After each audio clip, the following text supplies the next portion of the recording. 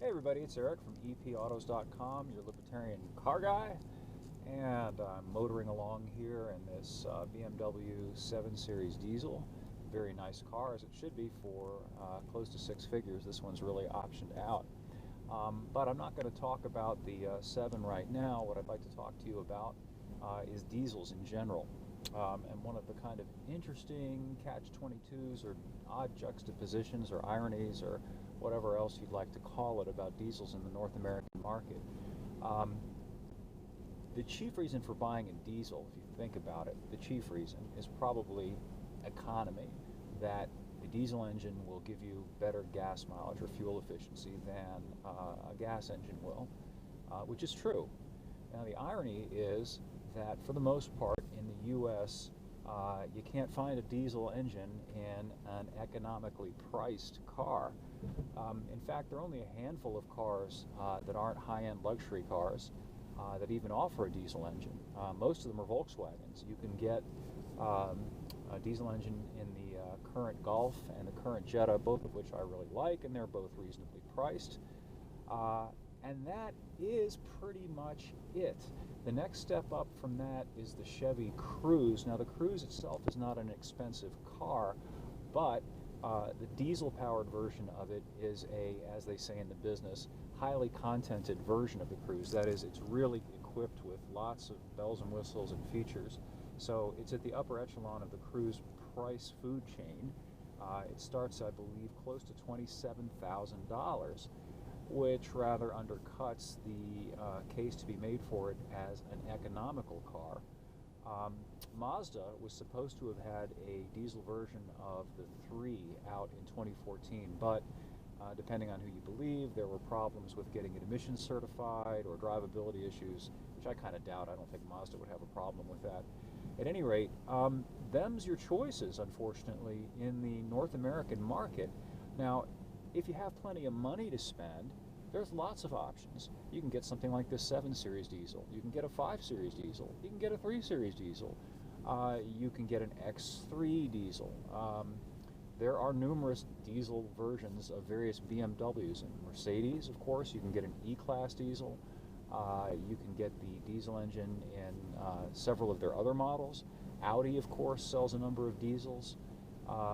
Diesels abound if you've got the money to spend on a higher-end car, which is curious. It's exactly the reverse of the case in the European market, where diesels, first of all, are much more prolific and can be found in ordinary bread-and-butter kinds of cars. In fact, there are a lot of diesel-powered cars over there that you can't get here. And part of the reason for it has to do with, ta-da, the government. That's the villain of this story, and let me explain why that is. Diesels used to be inexpensive both to manufacture and sell because of a variety of factors, and chiefly that they didn't have to comply with some of the onerous emissions mandates that were imposed on gasoline engines or gasoline-powered cars with gasoline-powered engines. And that began to change in the 80s and 90s, and it got so onerous that it was virtually impossible to sell a diesel-powered vehicle that was, as we say in the business, 50 states certified, meaning it was legal to operate for sale in every state in the country. For a period of time, you could only buy some of these diesels in some states but not others, and that made it very hard for any manufacturer to justify putting one in the lineup. The only way they could justify it for the most part was by putting these engines into already expensive cars on the theory that people who are looking for a $40,000 or $50,000 car might not object to the higher price premium of both the diesel engine and the emissions controls that have been mandated and required for them to be sold. And the third factor, of course, is the expense of diesel fuel.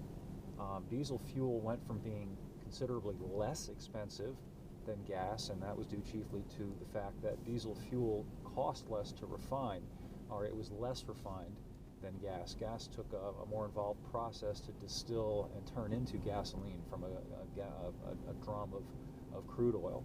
Well, that's been reversed largely.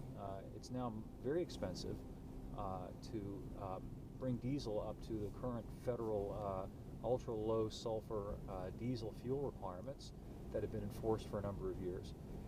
And the net result of that is that the price you pay at the pump for diesel is on average about 40 to 50 cents per gallon more than regular unleaded, and that's a pretty startling difference. And when you take that difference and then factor it in with the fact that because of all of the emissions rigmarole, current diesel engines, while they perform very well and deliver very good acceleration, their mileage really isn't that particularly good. It's good, but it's not fantastic. In fact, you can argue that it's pretty bad given the tremendous advances in technology that have been grafted on or have been adapted to the basic design of the compression ignition diesel engine since the 1970s. I'll give you a case in point to compare against. In the late 1970s, you could buy something like a Volkswagen Rabbit, which was the successor to the original air-cooled rear-engine Beetle, with a diesel engine, and so equipped that little Rabbit could get close to 60 miles per gallon on the road. And the amazing thing was it did not have an overdrive transmission. It did not have a lot of the other advances in common rail direct injection, for example, that's very typical today in diesel engines. And yet, despite the advances of the past 30-something years, I don't think there's a single diesel-powered car that you can buy right now that does better than about 45 or so miles per gallon on the highway, which again is good, but it's not spectacular. In fact, a lot of the current crop of gas engines with direct injection, which run very high compression ratios, which is very good for their efficiency and power, and have that direct injection, which really precisely meters the fuel, they come within spitting distance of diesels. There are a number of DI engines out now that do better than 40 miles per gallon or get about 40 miles per gallon on the highway. So you're talking about a relatively small difference between the gas engine and the current diesel engine in terms of the efficiency advantage that it provides, but you're paying a lot more for it at the pump and in the showroom. The diesel car typically, with I guess the only exception being the Volkswagen Jetta TDI, but for the most part, you're going to spend a couple $1,000s more, all else being equal, to get into a diesel-powered version of a given car, and then you're going to pay more to fuel the thing, and you're not going to get that much better gas mileage. So that's the long and the short of it, and that's why, for the most part, diesel engines today are found predominantly in these high-end cars like this BMW 7 that I'm driving. And the emphasis is not so much on economy as great range, 600 miles on a tank, for example, so you don't have to stop as often to fuel up, and also incredible power. I'll show you something here in a minute when I can straighten the car out, just to show you something neat about this BMW.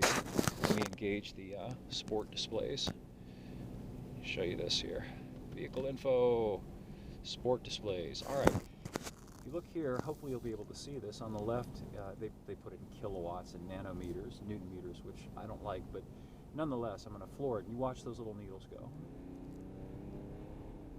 This diesel engine in this 7 Series produces, I think, close to 450 plus foot-pounds of torque. I like foot-pounds, not newton meters.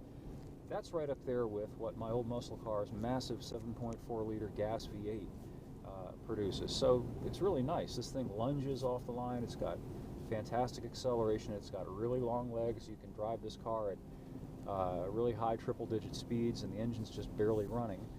But it's far from an economy engine, and it's far from economical to buy the thing either. Anyway, that's the end of today's little vidcast/rant. Hope you'll stop by epautos.com and leave your comments. Let me know if I've left anything out or if you'd like to add anything. And we will catch up with you next time.